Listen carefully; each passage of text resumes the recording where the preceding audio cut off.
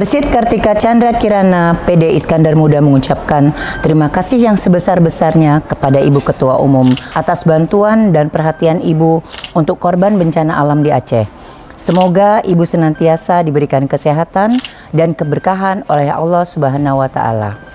Terima kasih Ibu.